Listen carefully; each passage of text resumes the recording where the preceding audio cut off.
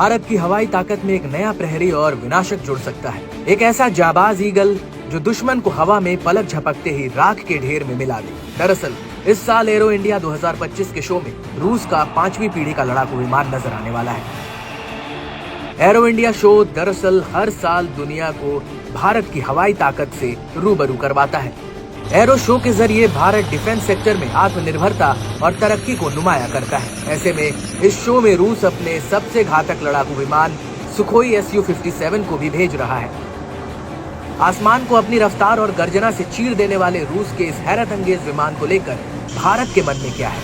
क्या भारत अमेरिका के दुश्मन रूस से उसका ये 5वीं पीढ़ी का लड़ाकू विमान Su-57 खरीदेगा?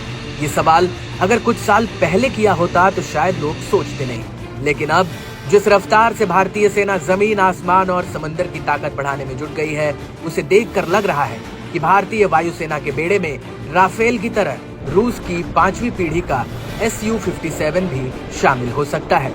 खास बात यह है कि रूस भी चाहता है कि Bharat 5th generation fighter jet खरीदे। 2025 से ही Su-57 5वीं पीढ़ी के स्टील्थ फाइटर जेट के एडवांस वेरिएंट की डिलीवरी शुरू हो जाएगी। अमेरिका, चीन और रूस ही दुनिया को वो 3 देश हैं जिनके पास 5वीं पीढ़ी के लड़ाकू विमान हैं। हालांकि तुर्की ने भी 5th जनरेशन जेट बना लिया है जो अब प्रोडक्शन में है। अब आपको Su-57 फाइटर जेट की खासियत बताते हैं। रूसी फाइटर जेट एक मल्टी रोल फाइटर जेट है। Su-57 सुपरसोनिक है। इसकी सुपरसोनिक रेंज 1500 किलोमीटर है।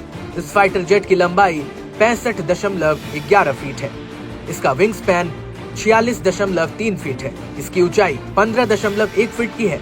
Su-57 की स्पीड 2600 किलोमीटर प्रति घंटा है। Su-57 में 12 हार्ड पॉइंट्स हैं, 6 भीतर और 6 बाहर। हवा से हवा में मार करने वाली मिसाइलों से लैस है। इसमें कई शॉर्ट, मीडियम और लॉन्ग रेंज मिसाइलें और गाइडेड एरियल बम लग सकते हैं। Su-57 के स्टेल्थ सिस्टम की खासियत ये है कि ये बिना स्पीड कम किए और बिना मैन्यूवरेबिलिटी को नुकसान पहुंचाए काम करता है। ये अधिकतम 66,000 फीट की ऊंचाई तक जा सकता है।